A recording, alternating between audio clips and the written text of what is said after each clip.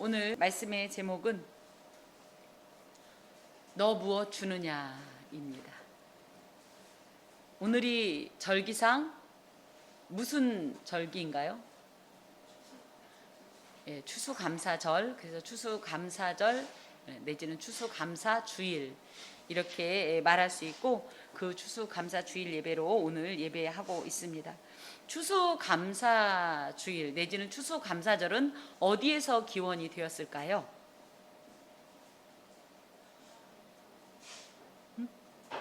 추수감사주일은 언제부터 드려졌다고 알고 계셔요? 넘어가서 예, 맞습니다. 역사적으로 보통 그래서 1620년에 102명의 영국 청교도인들이 그야말로 신대륙인 아메리카, 북아메리카, 현재의 미국으로 넘어가서 1년 동안 그곳에서 정착을 하게 될 때 약 절반에 가까운 사람들이 풍토병 등 여러 가지 이유로 목숨을 잃게 됩니다. 그리고 실제로 그들이 그곳을 갈 때 그 범선을 임대해서 갔대요. 가면서 뭐라고 했냐면, 야, 우리가 거기 가서 농사를 지으면 이거를 갚겠다 이러고 갔는데, 저희가 농사를 지어서 첫 번째 수확을 드렸다 하니까 엄청난 걸 기대하지만, 이들이 처음으로 그곳에서 농사를 짓고 특히 옥수수 농사를 지으면서 이 소위 말하면 수확물이 아주 형편이 없었답니다. 그래서 애초에 갚기로 했던 그 범선 임대료에도 전혀 이 턱없이 미치지 못하는, 그리고 더하여서 내년의 양식조차 전혀 이 보장되지 못할 정도로 아주 형편없는 수확물을 거뒀음에도 불구하고 지금까지 인도하신 하나님께 감사하면서 이 예배 드린 것이 추수감사주일의 현대적 해석입니다. 그래서 한국의 추수감사절도 이것에 기원을 두고 있어요. 실제로 이 한국의 추수감사 예배는 1901년 7월 21일에 최초로 드려집니다. 그럼 오늘은 몇 월 며칠이에요? 11월 21일로 저희 교회 내지는 원래 저희 이 교단에서 정해지긴 11월 셋째 주가 추수감사주일입니다. 네, 각각의 교회에 따라서 가을쯤엔 뭐 추석과 연관돼서 예배하는 곳도 있고, 또 이제 제 모교회 같은 경우는 가을이 교회의 창립 기념일이에요. 그러다 보니까 창립 기념주일에 추수감사절을 겸해서 이렇게 예배를 드리기도 하는데, 왜 그러면 이때 7월 21일에 최초로 이 추수감사 예배를 드렸냐 할 때, 북쪽 지역은 보리와 밀을 거두었대요. 그러다 보니까 그때 거둔 것을 가지고 예배를 드리다 보니까 7월 21일이었고, 남쪽은 보리와 밀보다는 추수가 느린 쌀로 예배를 또 드렸대요. 그러다 보니까 사실은 이때는 조금 그죠? 지금 정도의 이런 시기인 거죠. 그래서 한동안은 그 밀과 추수로, 그러니까 보리로 이 감사주의를 하는, 이 추수감사주의를 드리는 이런 이 절기를 맥주감사절이라 이렇게 했고, 또 쌀로 감사 예배를 드리는 이 가을의 감사주의를 추수감사절이라. 사실은 그래서 지금 현재 저희 대부분의 교회들이 어떻게 해요? 맥주감사절도 지내고 추수감사절도 지냅니다. 근데 성경적으로는 추수감사주일이라는 표현은 없어요. 오히려 수장절 내지는 초막절 등과 관계가 되는데, 그렇게 따지면 수장절이나 초막절이 우리나라의 형편으로 따지면 현대의 추수감사절과 많이 연결이 됩니다. 그리고 성경에 실제로 맥주절이 있는 것은 그야말로 맥주감사주일과 이렇게 연관이 돼요. 말 그대로 맥주감사절일 때는 보리와 밀 등을 거두어서 이렇게 그야말로 곡식을 거두어서 드리는 감사주일이고요. 성경적인 수장절 내지는 현재적으로 해석되는 추수감사절은 과일 등으로 예물을 드렸다고 합니다. 우리 교회는 지금 과일로 이렇게 예물을 상징하고 있는데, 그렇게 되면 우리는 수장절을 지키고 있는 걸까요? 예. 오늘 이 추수감사절을 맞아서 저와 여러분이 하나님 앞에서 이 귀한 말씀을 받고자 합니다. 13장, 마태복음 13장은 특별히 별명이 붙어 있는 장인데 뭐라고요? 천국 비유장. 그래서 천국이 어떤 곳이냐 할 때 그것을 제가 다 이 말씀드릴 수는 없지만 13장 1절부터 각각의 비유가 하나의 스토리처럼 점진적이라고 하죠. 점점 실제적이고 구체적인 천국에 대한 말씀을 주고 계십니다. 그래서 심지어 나중에 그물 비유 등을 보면 뭐예요? 그물에 모든 고기가 잡혔지만 그 고기 중에서 좋은 고기만 취하고 악한 고기들은 어떻게 돼 있죠? 버립니다. 이것이 심판과 관계되는 이런 비유로 나가고요. 그 사이에서 이 천국이 점차적으로 성장하는 과정들이 우리가 흔히 알고 있는 겨자씨 비유라든지 또 뭐예요? 가루 비유, 뭐 이렇게 이해할 수 있고, 또 우리의 신앙생활 중에서도 다 같이 신앙하는 사람인 것 같지만 그 안에는 반드시 사탄이 뿌려놓은 악한 가라지가 있다라는 거예요. 이 가라지 비유 등이 다 포함된 곳이 이 마태복음 13장인 천국 비유장입니다. 그 안에서 오늘 특별히 이것을 일반적으로 뭐 4가지 땅에 떨어진 씨 비유, 그런데 원래 이름 뭐냐면 씨 뿌리는 자의 비유입니다. 이 말씀을 받고자 합니다.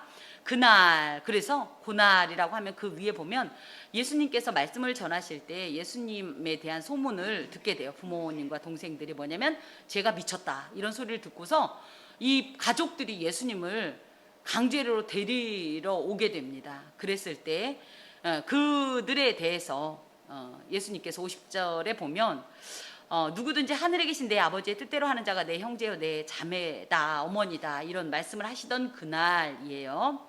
예수께서 집에서 나가사, 그래서 어떻게 보면 한 집에 머물렀던 그곳에서 나가서 바닷가에 앉으셨어요. 큰 무리가 그에게로 모여들거늘 예수께서 배에 올라가 앉으시고 온 무리는 해변에 섰더니, 그래서 예수님을 따르던 제자 내지는 무리들이 워낙 많으니까 이 집에서 말씀을 전하는데 한계를 느끼고 본격적으로 이 천국에 대한 가르침을 주시고자 예수님께서 정하신 곳이 해변입니다. 혹시 해변가에 사셨던 분들 계신가요? 예, 이 해풍이라는 게 있고 육풍이라는 게 있죠. 그래서 보통 이 바다 물이 들어올 땐 바다 쪽으로부터 육지로 이렇게 들어오는 이 바람 때문에, 이 방향 때문에 바다에 이 배에서 앉아서 이야기를 하면 이 이야기가 육지로 굉장히 쉽게 전달이 되는 그런 효과가 있습니다.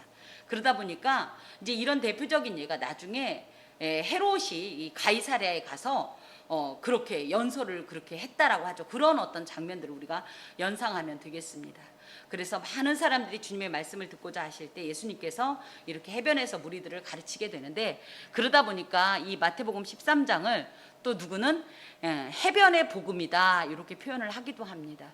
마태복음 5장에서 7장을 뭐라고 하냐면 산상수훈이라고 하죠.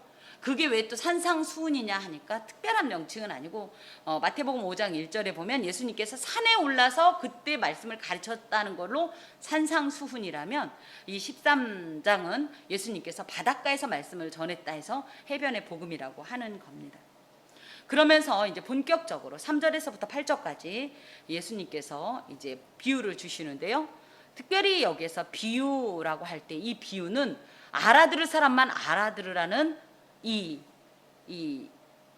화자의 의미가 있습니다. 그러니까 말씀을 보통 선생님들이 어떻게 해요? 가르칠 때 다 모두가 다 받기를 원하죠. 그런데 놀랍게도 그런 마음 이면에는 정말 진정으로 알아들을 사람만 알아들으라는 어떤 그런 메시지를 주실 때 예수님께서 비유를 많이 사용하십니다. 그런 이제 그 말씀의 어떤 짝이 9절에 있는 귀 있는 자는 들으라입니다. 이 시간에도 우리가 모두 다 말씀을 함께 듣고 있는 것 같지만 이 말씀 안에 있는 하나님의 메시지를 받는 자는 하나님께서 주신 귀가 있는 자예요. 마음이 열린 자예요. 이 말씀을 도무지 받지 못하고 튕겨내는 이는 귀가 없는 자다. 영적 귀머거리다. 이렇게 표현할 수 있습니다. 그러면서 말씀하실 때 씨를 뿌리는 자가 뿌리러 나갈새, 그러면서 이제 첫 번째 땅이 나옵니다. 4절에 보니까 그 땅은 뭐예요? 예? 예, 길가입니다. 씨 뿌리는 자가 씨를 뿌린 곳이 어디라고요? 첫 번째가 예, 길가입니다. 길가는 우리는 4가지 땅이다 그러니까 실제로 어떤 농토인가 할 때 그렇지는 않습니다. 시골에서 이렇게 특별히 살아보셨거나 좀 이렇게 연상이 되시는 분들은 이해하시겠지만 사실은 이 길가는 뭐냐면 이 어떤 밭이 있을 때 그 밭이 조금 넓거나 내지는 그 밭에 이 진입을 용이하게 하기 위해서 샛길처럼 이렇게 사람들이 자주 다니게 되는 어떤 딱딱한 어떤 실제적인 밭둑, 그런데 이 밭둑이 길가, 그야말로 딱딱한 그런 땅인 경우를 지금 길가라고 하는 거예요. 그런 의미에서 길가는 밭일까요? 아닐까요? 밭인 것 같지만 밭 속에 있지만 밭이 아닌 겁니다. 우리나라에서 이렇게 밭에 무언가를 뿌릴 때 어떻게 뿌리나요? 이렇게 쭉쭉 뿌리나요? 아니면 호미로 이렇게 하시나요? 씨앗에 따라. 예, 전문적인. 근데 대부분이 우리나라 사람들은 밭에서 이렇게 뿌리기보다는 대부분이 골을 파서 졸졸졸졸졸 이런 식으로 뿌립니다. 그런데 그 팔레스틴은 어떻게 뿌리냐면 이거를 이렇게 집어 던지듯이 이렇게 뿌립니다. 특히 어떤 때는 여기 자루가 있으면 자루 끝에다 구멍을 내서 그냥 줄줄줄 털고 다니는 이런 파동법을 쓴다라고 합니다. 그러다 보니까 우리나라 사람처럼 딱 그 땅에다가 그 밭에다가 아니말로 홈이나 쟁기지를 통해서 그렇게 심지 않고 이들은 마구 뿌려 심기 때문에 사실은 이렇게 길가에도 씨앗이 떨어지는 경우가 생긴다는 거죠. 그렇게 길가에 떨어지는 이 씨앗이 있고요. 또 그 다음에 5절에 보니까 어떤 밭이 있나요? 예, 흙이 얕은 돌밭. 그래서 이 돌밭이라고 할 때 이 특징은 뭐예요? 흙이, 그러니까 결국은 흙이 많아야 이 식물들이 양분을 막 뽑겠는데 흙이 얕은 돌밭이라는 거죠. 평야가 귀한 지역이었던 팔레스틴에서는 그럼 어떻게 해요? 평야가 적고 먹고는 살아야 되니까 어떻게 했냐면 돌밭을 많이 개간을 했어요. 그런데 돌밭이 위에만 돌이 있을까요? 돌밭은 파도 돌이 많아요. 그러다 보니까 적절히 돌밭을 개간해서 그곳에 이렇게 파종을 하게 됐는데 거기에 특징은 뭐였다? 흙이 거의 없다. 그만큼 식물이 자랄 수 있는 어떤 그런, 그죠? 양토가 될 수 없다라는 뜻이에요. 또 세 번째 밭이 있습니다. 거기는 7절에 보니까 뭘까요? 어떤 밭일까요? 예, 가시떨기입니다. 물론 여기는 밭입니다. 예, 두 번째부터는 밭입니다. 돌밭, 가시떨기가 있는 밭. 가시떨기라고 할 때 우리나라는 밭에 그렇게 가시 많이 안 나지요. 그런데 이곳은 이 팔레스틴은 기후가 건조했기 때문에 가시들이 그렇게 이렇게 많이 좀 강하게 성장을 했다라고 해요. 그러니까 이미 가시가 가득한 밭에다가 지금 씨앗을 뿌리는 이런 모습입니다. 마지막 땅이 있습니다. 그 땅은 뭐냐면 8절에 보니까 어떤 땅? 좋은 땅입니다. 좋은 땅이라는 표현은 그냥 평당 가격이 얼마인 그런 땅? 이런 땅이 아니라 적절한 거름도 있고 그래서 충분한 양분을 포함하고 있는, 볕도 잘 들고 바람도 잘 통하는, 그래서 씨앗이 자라기에 적합하고 아주 쓸모 있는 땅을 좋은 땅이라고 합니다. 그런데 이 네 개의 땅 위에 씨를 뿌렸지만 결과는 어떻게 됐냐 할 때 어디에서만 곡식이 나왔어요? 좋은 땅에서만. 왜요? 모두 다 씨앗을 뿌렸는데 나름 모두가 밭이라는데 왜요? 충분한 조건을 못 갖춰서. 자, 길가 같은 경우는 그냥 여기에 보니까 길가라고 그냥 되어 있어요. 그러니까 길가라고 할 때는 땅이 폭신폭신하지 않고 어때요? 딱딱해요. 그래서 이 씨앗이 아무리 노력을 해도 이 땅속으로 박힐 수가 없는 상태인 거예요. 그러다 보니까 농부의 기대와는 달리 결실은커녕 결과적으로 새들의 모잇감이 되고 말하는 겁니다. 이것은 하나님의 말씀은 분명히 내 마음에 뿌려져요. 지금 이곳에도, 지금 이 시간에도 하나님은 씨 뿌리는 자들을 통해서 계속적으로 우리의 마음밭에 씨를 뿌리지만 내 마음이 이 하나님의 말씀을 받아들일 만한 전혀 준비가 되어 있지 않은, 내지는 이 말씀을 거부하는 이런 마음이 있으면 영적으로 전혀 흡수가 되지 않았기 때문에 말씀의 능력은 없습니다. 똑같이 이곳에 앉아있는 것 같지만 귀를 막고 듣고 마음을 닫고 들으면 마치 길가와 같아서 실제적으로 이 말씀이 내 안에 들어오지 못하고 내 삶에 영향력을 미치지 못하고 결론은 누가 와서? 새라고 할 땐 진정한 새가 아니라 보통 새를 마귀로 표현하는 경우가 많아요. 그렇죠? 그래서 결론적으로는 악한 마귀가 그 말씀을 빼앗아 간다라고 이야기할 수 있습니다. 이것은 하나님의 말씀에 대한 무감각한 상태. 왜 이렇게 무감할까요? 못 알아들어서? 일 수도 있죠. 하지만 대부분은 어떠냐면 아유 저 말씀 나 알고 있는 말씀이야. 아이 내가 신앙생활을 몇십 년을 했는데 이 말씀을 처음 들었겠어? 야 눈 감고도 얘기하대. 내가 너보다 더 잘한다.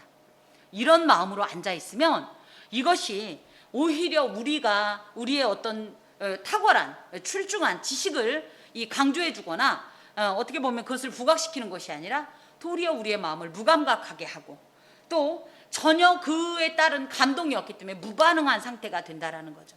당연히 감동도 없고 당연히 변화도 없고 이 말씀을 받은 자로서 느끼는 특별한 감사도 없고 그 전율도 없는 답답하게 멈추어 있는 내지는 퇴보하는 신앙인의 모습이라고 하겠습니다. 물론 맨 처음에 예수님을 믿게 될 때는 저게 무슨 말씀이냐 하고 길가일 수는 있어요. 하지만 하나님 앞에서 하나님 나 저게 무슨 말인지 말 뜻을 알아듣고 싶은데 제발 좀 내 귀를 좀 열어주십시오. 알아듣게 해주십시오. 내 영을 좀 건드려 주십시오. 자극해 주십시오 하고 하나님께 구할 때 우리는 오히려 신앙의 연차와 관계없이 놀랍게도 길가가 아닌 좋은 땅으로 변화될 수 있다는 사실입니다. 두 번째 돌밭은요 이런 양상을 갖고 있다는 거예요. 흙이 얇다라는 것은 아까도 말씀드렸듯이 이 말씀을 받아들였을 때 이 말씀을 유지할 수 있는 힘이 너무 약하다는 뜻을 가지고 있어요. 그래서 선포되는 말씀은 그 즉시에서 너무너무 기뻐요. 맞다 그래 눈물도 흘린 것 같아요. 하지만 그 내면은 아직 너무 연약하기 때문에 이 식물이 뿌리를 내리고 자랄 수가 없어요. 성장이 없는 신앙을 말합니다. 순간적인 동의, 공감은 있지만 더 이상 영적 진보는 없는 상태로 이렇게 그냥 조금은 싹이 났어요. 그야말로 신앙이 살짝은 자란 것 같은데 이렇게 연약한 신앙일 때 여기에 보니까 어떤 이 특별한 상황이 생기냐면 돌발 상황이 생기냐면 6절에 보니까 해가 돋은 후에 그래서 이 해라는 것은 환란, 그러니까 우리의 신앙을 연단하기 위해서 하나님께서 주신 어떤 환란이나 어떻게 보면 단련시키기 위한 어떤 하나님의 여러 가지 상황들을 만나면 곧바로 이 신앙을 포기하는 그런 상태가 바로 흙이 얕은 돌밭입니다. 이런 말씀을 드릴 때 여러분 나는 그 단계에 뛰었어 라고 얘기할 수 있을까요? 어때요? 난 이미 그 단계 냈지 얘기할 수 있으신 분 계세요? 자, 세 번째 어떤 밭이냐면 가시떨기인데요. 아까도 말씀드렸듯이 이 가시덤불이 이미 밭을 선점하고 있기 때문에 이 가시를 제거하지 않고 그 위에 그냥 뿌리면 물론 그 가시가 약간 엉성하긴 하죠. 그러다 보니까 빈 틈새로 싹이 떨어지고 거기에서 씨앗이 떨어지고 거기에서 신앙은 튀었지만 이것이 마치 이 두 번째의 흙이 얕은 돌밭과 유사한 모습이죠. 그래서 신앙이 약간 성장한 것 같지만 그럼에도 불구하고 7절 뒤에 보면 가시가 점점 자라는 이런 일들이 있을 때 이 가시는 뭐냐면 그런 거예요. 세상에 대한 염려, 걱정, 또 두려움, 또 이전에 내 과거에 즐겼던 수많은 유혹들이 점점 나의 신앙을 위협하기 시작하면 그러면 결국은 그 신앙은 자라지 못하고 오히려 기운이 막혀서 결실은커녕 그야말로 주저앉고 만다라는 거죠. 그러면 이런 가시떨기를 우리가 제거하기 위해서는 어떤 일들을 해야 되느냐? 아까도 말씀드렸듯이 비록 내 마음이 현재적으로 가시떨기와 같더라도 이 가시떨기를 제거하기 위해서 하나님 앞에서 끊임없이 영적인 일들에 매진할 필요가 있다라는 거예요. 하나님 앞에 기도하면서 나의 연약함을 도와달라는 이 간구와 함께 끊임없이 말씀을 받고 읽고 묵상하고 씹고 또 뭡니까? 또 그러면서 계속적으로 찬송하고 이렇게 하면서 영적인 일들을 더 강화하고 이런 일들을 한다면 도리어 이전에는 가시가 더 왕성한 것 같았지만 이 가시는 떠나가고 하나님께서 주시는 특별한 평안을 맛보게 되죠. 마치 세상적으로 볼 땐 여전히 나는 가시에 둘러싸여 있다고 생각할지 모르지만 하나님 보시기엔 이 모든 가시들은 힘을 잃고 떠나가고 그 안에서 놀라운 싹을 맺게 되는 건데, 그러지 못하고 그냥 방치하면 잠깐은 신앙이 있는 것 같지만 자라지 못하거나 여전히 후퇴하는 신앙이 된다라는 겁니다. 마지막 네 번째 이 땅은 어떤 땅이었냐 할 때 8절에 보니까 좋은 땅인데, 좋은 땅이라는 것은 영적으로 이 말씀을 들으면 곧바로 아멘인데, 이 아멘이 여기서만 아멘이 아니라 밖에 나가서도 삶 속에서도 여전히 아멘의 삶이 되는 거예요. 하나님의 말씀에 대한 아멘의 삶, 받은 말씀을 온전히 실행하고자 몸부림치는 삶. 여러분 기억하십시오. 우리가 지금 이 말씀을 듣는 즉시 내 마음 밭에는 반드시 누군가가 함께 있다는 사실을 기억해야 돼요. 누가요? 마치 새와 같은 악한 자가 우리에게 임한 이 은혜를 도둑질하고자, 그리고 도둑질만 할 뿐이 아니라 오히려 우리와 하나님 사이를 이간하고자, 우리의 죄를 하나님 앞에 고발하고 참소하고자, 우리로 하여금 하나님을 못 보게 하고 오해시키고자 여기에서 지금 현재 우리보다 훨씬 더 집중해서 이 말씀을 받고 있어요. 이 말씀을 받으면 악한 자가 이 말씀을 받고서 아멘을 하는 것이 아니라 요것에 대한 뜻밖의 여러 가지 말도 안 되는 반론들을 준비하고 있다가, 우리가 어떤 상황이 돼서 하나님께서 이 말씀을 하셨는데 나 이러면 안 되는데, 그럴 때 나보다도 더 귀신같이 잘 알고서 뭐라 그래요? 야, 그거는 하나님 하시는 말씀이지, 요즘 상황이 어떤데 시대가 어떤데, 네가 살아야지, 지금 무슨 소리야, 너 지금 감정 끌어오르잖아, 토해내란 말이야, 이런 건 홍군형을 내줘야 돼, 이런 식으로 말을 한다는 거죠. 우리 안에 계속적으로 가시를 제거하는 작업이 없으면, 그쵸? 우리는 늘 좋은 땅을 지향하지만, 되고 싶지만, 그래서 열매를 맺고 싶지만 우리는 그것에게 늘 이끌려 다니고 실패하게 된다라는 사실입니다. 그래서 좋은 땅이라는 것은 영적으로 그 말씀을 듣고 깨달으며 결실할 수 있는 마음의 상태를 말하는데, 그러기 위해서는 어떻게 이 말씀을 기억해야 되고, 이 말씀이 우리 안에 아예 자리를 잡아야 돼요. 그냥 싹을 틔우는 정도가 아니라 뿌리를 내려야 되고요. 아예요, 이 줄기가 올라와야 되고요. 가지가 무성해야 되고요. 거기에 열매가 있어야만 사실은 오히려 우리 입장에서 우리의 연약함을 극복할 수 있다라는 생각을 합니다. 무엇보다도 이렇게 좋은 땅이 되어서 하나님의 말씀을 듣고 점차적으로 삶에 적용하게 되면 놀랍게도 하나님의 사람으로 변화되고요. 또 우리 안에 하나님의 나라가 임합니다. 그러므로 인해서 우리를 만나는 누구에게도 다 하나님의 나라로 살 수 있게 되는 겁니다. 그러므로 좋은 땅은 일단 씨앗이 심겨지면 반드시 결실하는 놀라운 역사가 예비되어 있습니다. 여러분 생각에 나는 지금 현재 이 네 가지 땅 중에 어떤 땅에 속한다고 생각하십니까? 하나 또 질문합시다. 그러면 나는 날마다 가시떨기입니까? 난 날마다 길가입니까? 어떻습니까? 네, 그때 달라요. 네. 놀라운 건 시간마다 다르기도 하죠. 그죠? 아침에 올 때는 오늘 은혜 받아 참 아름다워라 주님의 세계는, 그죠? 나의 마음속에 온전히 주님만 모셔놓고 이러고 왔는데, 아까 제가 말씀드린 좀 그죠? 불쾌한 일이 생기면 방금까지는 좋은 땅이었는데 어떤 밭으로 변해요?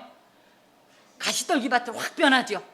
그랬다가 아니야 내가 이러면 안 되지, 오늘은 반드시 은혜를 받고야 말 것이야, 내가 오늘은 하나님 앞에서 정말 하나님의 사람으로 예배할 것이야, 그러고 다 마음 놓고 오는데 또 무슨 일이 있으면 어떻게 돼요? 갑자기 돌밭으로 변하고 길가밭으로 변하기 때문에 우리가 우리의 마음을 마음 놓고 있을 것이 아니라 끊임없이 영적으로 점검 좋은 땅이 되도록, 하나님 앞에서 좋은 땅이 되도록, 또 좋은 땅으로 살도록 몸부림칠 필요가 있습니다. 말이 사실은 오늘 네 가지 땅의 종류지, 땅 종류는 워낙은 세 가지예요. 왜? 길가는 땅이 아닙니다. 무엇보다 또 비극적인 것은 첫 번째, 그래요. 굳이 길가도 땅이라고 칠 때 길가, 돌밭, 가시떨기는 아예 이 조직적으로 열매를 맺을 수 없는 황무지라고 해도 과언이 아닙니다. 우리는 늘 이 내 마음을 같이 가지고 산다고 할 때 사실은 넷 중에서 셋은 거의 다 황무지라는 거예요. 그러니까 우리가 평소에 살면서도 좋은 땅이기보다는 어떤 땅이 경우가 많은 거예요? 이런 황무지, 도무지 싹을 낼 수 없는, 곡식을 낼 수 없는 그런 황무지인 경우가 굉장히 많다라는 것을 오늘 이 본문에서 저희에게 가르쳐 주고 계십니다. 자, 부모가 자녀들을 바라보면서 가장 답답하고 안타까울 때가 언제일까요? 부모가 자녀를 바라보면서 가장 힘들 땐 사실은 독립된 하나의 인격체로, 그죠? 온전한 사회의 구성원으로 살지 못하는 그런 모습일 때가 아닐까 싶습니다. 아까도 잠깐 말씀드린 대로 본 비유는 4가지 땅 비유가 아니에요. 워낙은 씨 뿌리는 자의 비유입니다. 이런 의미에서 농부이신 하나님께서 이 땅에 내지는 우리에게 이 씨앗을 뿌릴 때, 농부는 하나님을 말하는데, 이 씨 뿌리는 자는 하나님을 말하는데, 농부이신 하나님께서 우리에게 말씀을 뿌릴 땐 어떤 마음으로 뿌릴까요? 우리가 자녀들을 양육할 때는 어떤 마음으로 양육시켜요? 그야말로 잘 자라 사람 노릇하라고 키우는 거죠. 하나님도 우리에게 그런 기대가 있어요. 어떤 기대가 있을까요? 잘 자라서 나만 위해 살지 말고 하나님 나라 사람으로, 하나님의 뜻대로, 어찌됐든 하나님께서는 우리가 씨를 뿌리면 그 씨를 받고 성장하기를 원하고, 그 성장을 통해서 열매를 통해 하나님께 영광이요 많은 이들을 유익하게 하기 위한 이런 어떤 존재로 성장하는 어떤 기대를 갖고 계시단 말이에요. 그런데 우리는 과연 그 하나님의 기대에 어떻게 현재 부응하고 있을까? 그러면 우리가 씨앗을 맺지는 못하는 이유가 아까도 말씀드린 대로 씨 뿌리는 자의 비유이니 씨의 문제일까요? 아니면 농부이신 하나님의 이 파종 방법이 잘못된 걸까요? 예, 맞습니다. 밭의 문제입니다. 오늘 하고 싶은 얘기가 사실은 이겁니다. 하나님은 무호하신 분입니다. 하나님께 실수가 있을 리 없습니다. 하나님의 말씀은 완전하십니다.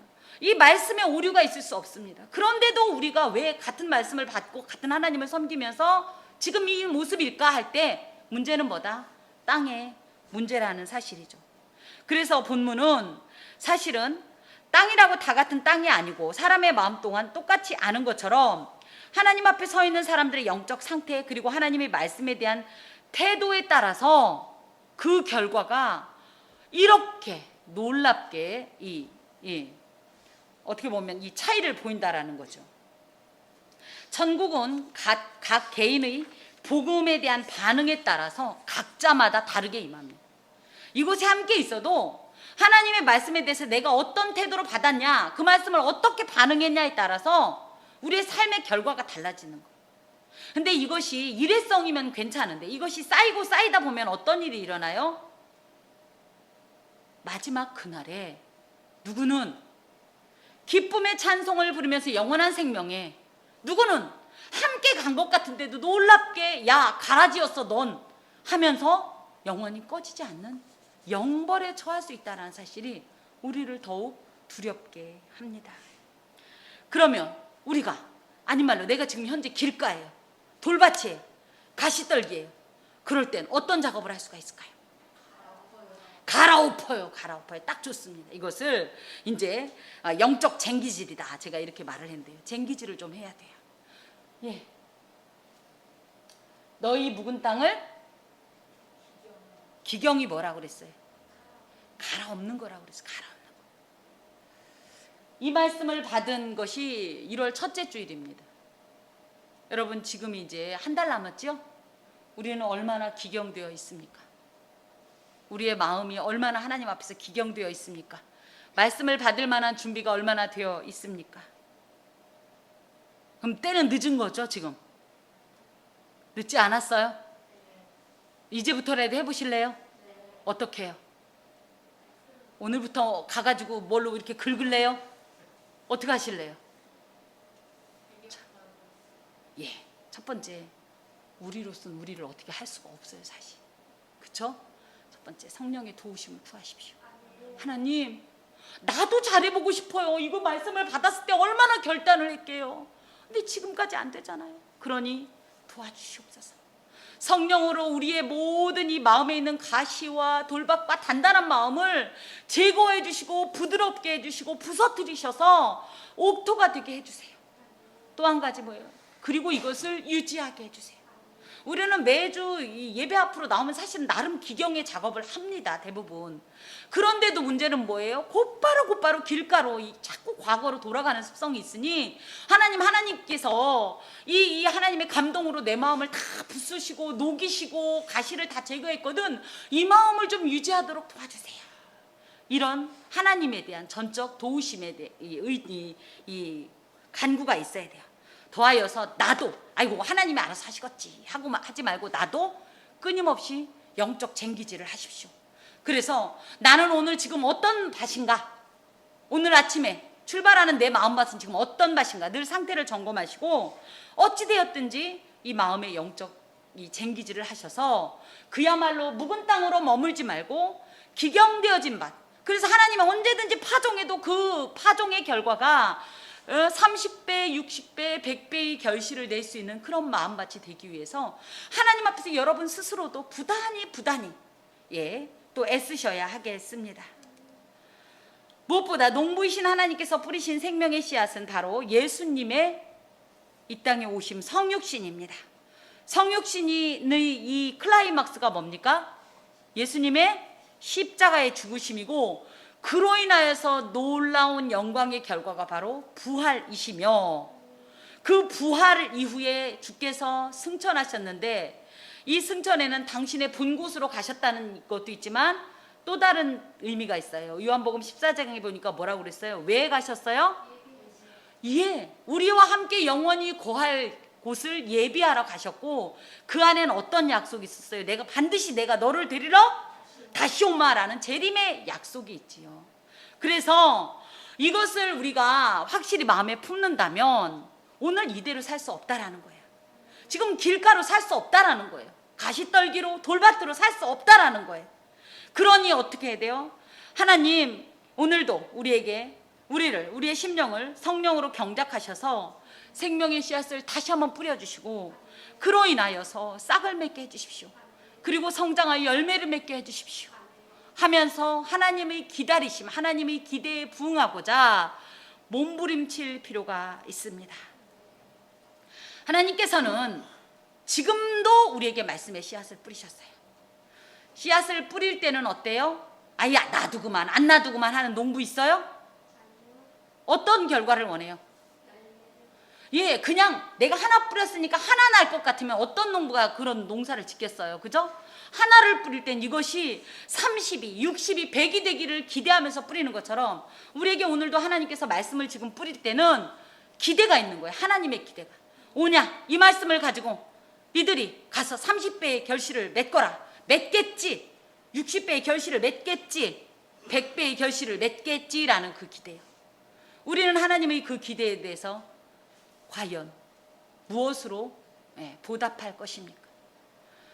놀라운 것이 있습니다. 8절에 보면 방금 저는 의도적으로 여러분이 익숙한 방식으로 하느라고 30배, 60배, 100배라고 얘기했지만 8절에 보면 어떻게 돼 있어요?